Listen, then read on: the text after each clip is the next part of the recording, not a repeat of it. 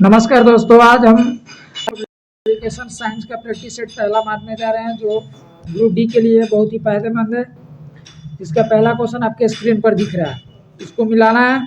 तो हमें पता होनी चाहिए कि ऊर्जा का SI मात्रक जो होता है जूल होता है, दाब का SI मात्रक पास्कल होता है, तरंग दैर्ध्य का एंगस्ट्रॉम होता है, उच्च वेग का मैक हो जाएगा। क्योंकि हमें 1-2 भी पता रहेगा तो और सबको हम मिला सकते हैं, तो वैसा हमें नीचे खोजनी होगी।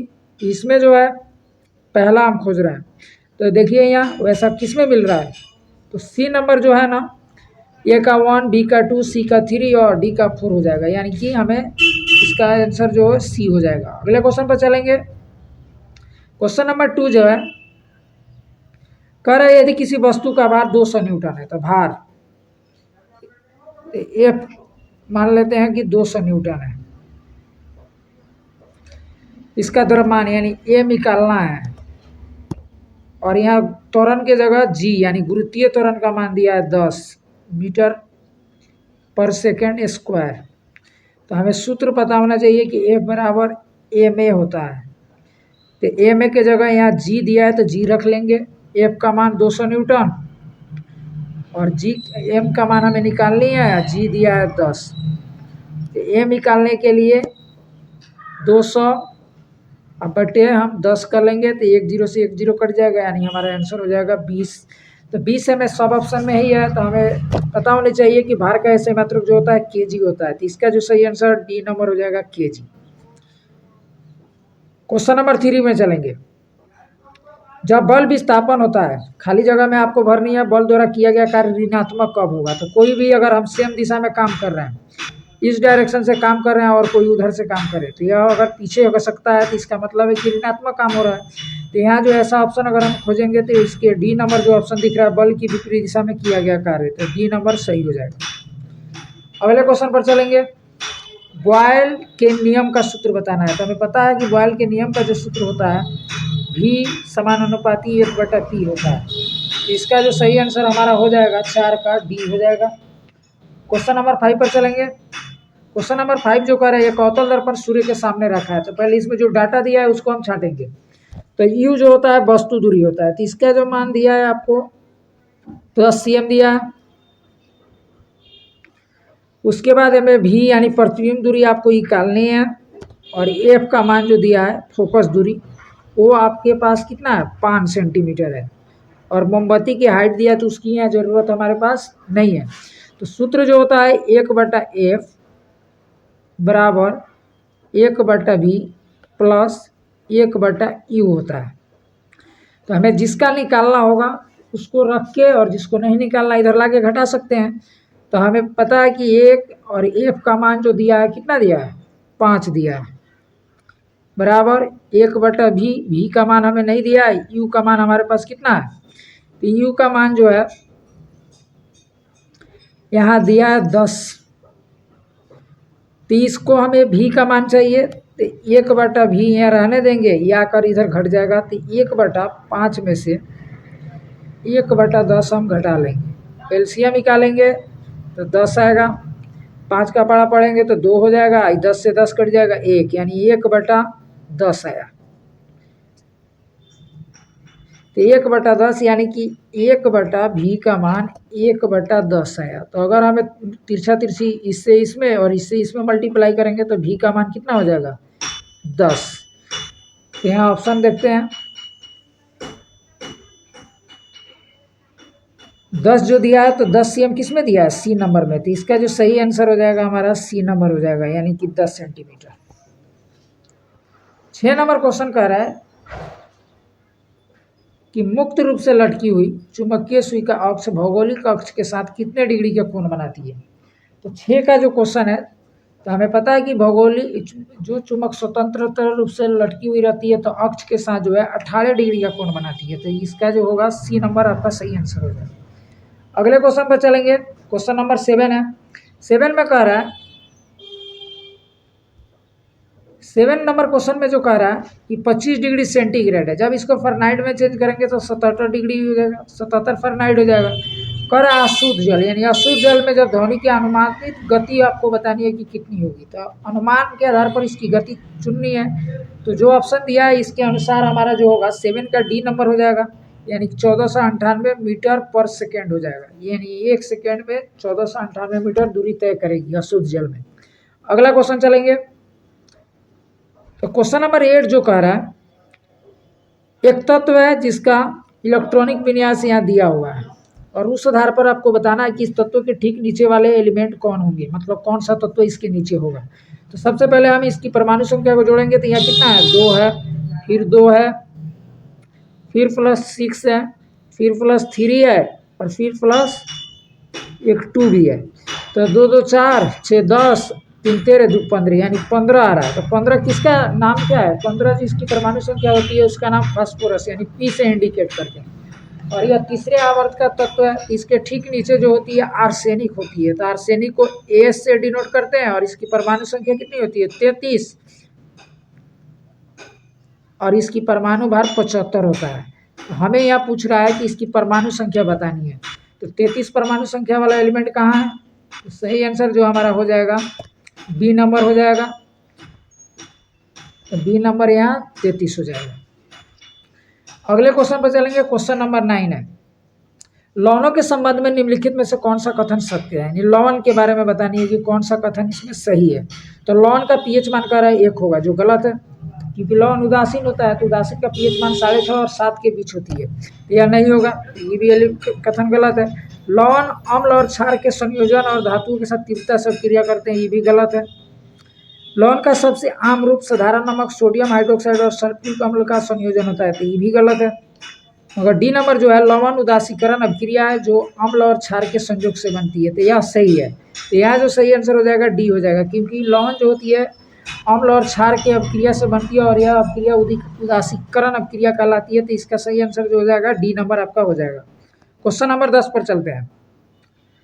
10 कह रहा है कि आवर्त सारणी में निम्नलिखित समूहों में से किसमें नोबेल गैसों को रखा गया है। तो नोबेल गैसों को जो रखा गया है 8वें आवर्त में रखा गया है, इसका जो सही आंसर हो जाएगा डी नंबर हो जाएगा। अगला क्वेश्चन चलेंगे, रासायनिक परिवर्तन के लिए असत्य कथन को चुनें। तो रासायनिक परिवर्तन के लिए असत्य कथन, तो हमें पता होना चाहिए कि रासायनिक परिवर्तन क्या होता है। तो रासायनिक परिवर्तन वैसा परिवर्तन होता है जिसमें आकार, आकृति, रूप और रंग जो एक बार बदल जाए दोबारा वह परिवर्तन नहीं हो सकता। तो इसमें जो कह रहा है उसके हिसाब से हमें असत्य कथन को चुनना है। तो यहाँ लिख रहा है कि पहला ही कथन कि यह एक उत्कर्मणीय अभिक्रिया है, परिवर्तन है, जबकि यह गलत है, क्योंकि रासायनिक अभिक्रिया में क्या होता है, रासायनिक परिवर्तन में एक बार जो रंग, गुण और रूप जो परिवर्तन हो जाता है दोबारा उस रूप में वापस नहीं लौट सकता है। तो हमारा पहला ही ऑप्शन इसका सही हो जाएगा, क्योंकि यह रासायनिक अभिक्रिया परिवर्तन जो होता है बदलने वाली परिवर्तन नहीं है। तो इसका जो सही आंसर ए नंबर हो जाएगा, यह उत्कर्मणीय परिवर्तन है। अगला क्वेश्चन चलेंगे, क्वेश्चन नंबर 12, कौन से समूह में शामिल तत्व रंगहीन, स्वादहीन और गंधहीन गैसें हैं, इसमें आपको बतानी है। तो 12 का जो है बी नंबर हो जाएगा, यह शून्य समूह का शून्य समूह है। तो इसका जो आंसर होगा 12 की बी हो जाएगा। 13 नंबर में चलेंगे, यहाँ पूछ रहा है कि फिटकीरी का सूत्र आपको बतानी है। फिटकीरी का सामान्य सूत्र क्या होगा। तो फिटकीरी का सामान्य सूत्र जो होगा, पहला ऑप्शन ही आपका यहाँ सही है, क्योंकि K2SO4 Al2SO4 का होल 3 और .24H2O होता है। तो हमारा जो इसका पहला ऑप्शन जो है फिटकीरी का सूत्र जो होगा हो जाएगा। तो ये वाला ऑप्शन आप सही मार सकते हैं। क्वेश्चन नंबर 14 पर चलेंगे, कह रहा है निम्नलिखित, क्वेश्चन नंबर 14 में जो कह रहा है निम्नलिखित कौन सा युग्म सही सुमेलित नहीं है। इसमें ऐसे युग्म को चुनना है जो सही सुमेलित नहीं है, यानी सही ना हो। तो हमें पहले पता करेंगे कि यह कौन सही है कौन नहीं है। तो हमें पता है कि एल्युमिनियम जो है बॉक्साइड का अयस्क है ना, तो यह सही है। कॉपर सिनेबार, यानी यह गलत है। जिंक केलानामाइन ये सही है। आयरन का हेमेटाइट होता है, यह सही है। तो यहाँ कह रहा है कि सही नहीं है उस कथन को चुनना है, यानी वो ऑप्शन आपको चुननी है। तो यहाँ जो सही आंसर हमारा हो जाएगा, तो यहाँ बी नंबर हो जाएगा हमारा, क्योंकि कॉपर का सिनेबार नहीं होता है। सिनेबार जो होता है पारा का अयस्क होता है, तो कॉपर का अयस्क क्यूप्राइट्स होता है, जबकि यहाँ सिनेबार दिया है, तो यही आपका गलत है। तो 14 का जो है बी नंबर आपका हो जाएगा। अगले क्वेश्चन पर चलेंगे, क्वेश्चन नंबर 15। प्रोड्यूसर गैस की सूत्र हमें बतानी है। तो प्रोड्यूसर गैस जो होती है CO+ और N2 का मिश्रण होती है। इसमें कभी कभी H2 भी मिला हुआ रहता है, मगर यहाँ ऑप्शन जो है CO+N2 है तो यही होगा। और इसका उपयोग जो है अत्यधिक हीट पैदा करने के लिए बात्या भट्टी या बहुत सारे हीटिंग मशीन में किया जाता है। तो CO+N2 का मिश्रण होता है प्रोड्यूसर गैस। अगला क्वेश्चन पर चलेंगे, चट्टानों के अध्ययन को क्या कहा जाता है। तो चट्टानों के अध्ययन को बताना है। तो हमें पता है कि चट्टानों का अध्ययन जो कहलाता है पेट्रोलॉजी कहलाता है। तो यहाँ जो सही आंसर हो जाएगा डी नंबर हो जाएगा। अगले क्वेश्चन पर चलेंगे, क्वेश्चन नंबर 17। 17 में कह रहा है कि निम्न में से कौन सा सरल अस्थायी ऊतक नहीं है। इसमें चुनना है कि सरल अस्थायी ऊतक नहीं है। तो इसमें जाइलम जो है सरल अस्थायी ऊतक आपका नहीं है, तो 17 का बी हो जाएगा। यहाँ जो सही आंसर हो जाएगा 17 का बी, जाइलम। अगले क्वेश्चन पर चलेंगे, भोजन के पाचन में शामिल। यहाँ बतानी है कि भोजन के पाचन में जो जो प्रक्रियाएं शामिल है वो भी जटिल प्रक्रिया का सही क्रम हमें चुननी है। तो इसके सही आंसर हमें बतानी है कि कौन सा प्रक्रिया जो है हमारा सही है। तो 18 का जो हो जाएगा हमारा बी नंबर जो ऑप्शन दिख रहा है ये हमारा सही होगा, क्योंकि पहले भोजन का अंतर्ग्रहण होता है, दूसरा अवशोषण होता है, तीसरा स्वांगीकरण होता है और चौथा जो होता है निष्कासन होता है। तो यहाँ जो सही आंसर हमारा होगा क्या होगा, बी नंबर हो जाएगा। यहाँ बी आप सही मार सकते हैं। अगले क्वेश्चन पर चलेंगे, क्वेश्चन नंबर 19। परागकण क्या है, यानी पॉलिनेशन हमें बतानी है कि पॉलिनेशन क्या होता है। तो 19 नंबर क्वेश्चन है पॉलिनेशन। तो 19 का जो सी है, परागकोश से स्टिग्मा तक पराग का संचार परागण कहलाता है। तो यहाँ जो सही आंसर हमारा हो जाएगा बी सी नंबर हो जाएगा। परागकोश से स्टिग्मा तक पराग का संचार ही परागकण या पॉलिनेशन कहलाती है। तो आपका 19 का जो हो जाएगा सी नंबर हो जाएगा। अगले क्वेश्चन पर चलेंगे, क्वेश्चन नंबर 20। इसमें जो कह रहा है कि ब्रायोफाइटा पादप सामान्यतः पाए जाते हैं। तो ब्रायोफाइटा सामान्यतः कहाँ, मतलब इसमें से कौन से ऑप्शन में पाए जाते हैं ये आपको हमें बतानी है। तो 20 नंबर का जो आंसर होगा आपका सी नंबर होगा, क्योंकि यह नमी और छाया वाले जगहों पर अधिकांश उपजते हैं। तो इसका जो सही आंसर होगा नम और छायादार आवास कहाँ है, सी नंबर है। तो इसका जो सही आंसर होगा हो जाएगा हमारा सी नंबर, यानी नम और छायादार आवासों में जो है ब्रायोफाइटा जगत के जो भी पौधे हैं वो सब उगते हैं नम और छायादार आवासों में। क्वेश्चन नंबर 21 में चलेंगे। 21 में कह रहा है कि चेचक के टीके की खोज सर्वप्रथम किसने की थी। तो चेचक के टीके की खोज हमें बतानी है। तो 21 का सी, एडवर्ड जेनर ने चेचक के टीके की खोज सबसे पहले की थी और वो हमारा आंसर हो जाएगा एडवर्ड जेनर।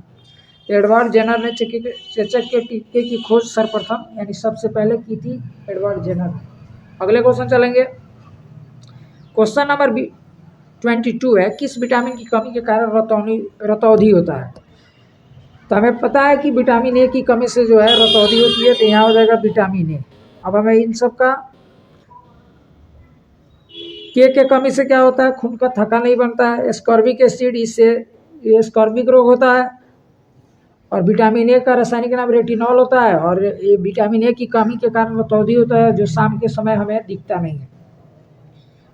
क्वेश्चन नंबर 23 पर चलेंगे।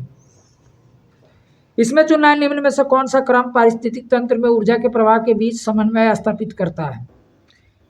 तो 23 में हमें बतानी है कि कौन सा सही है। तो 23 का सी जो है हमारा सही है, क्योंकि उत्पादक को उपभोक्ता ग्रहण करता है, बाद में उसको अपघटक करते हैं। तो अपघटक में आपको क्या क्या आ जाते हैं। तो अपघटक में जो आपके आएंगे जीवाणु और कवक या अपघटक कहलाते हैं। तो ये इसका जो सही आंसर हो जाएगा आपका सी नंबर हो जाएगा। अगले क्वेश्चन पर चलेंगे, कंप्यूटर के संबंध में निम्नलिखित में से कौन सा कथन गलत है। यहाँ बतानी है कि कंप्यूटर के संबंध में जो कथन है वह कौन सा कथन है जो गलत हमें प्रतीत हो रहा है। तो पहला देखते हैं, यह एक लॉजिक मशीन है, जो सही है। इसमें जो भी सूचनाएं स्टोर की जाती है उस तक पहुंचा जा सकता है। तो ये भी सही है। इसमें कोई भी भावावेग नहीं होता, इसकी अपनी कोई भावना या चाहत नहीं होती। तो ये बात सही है।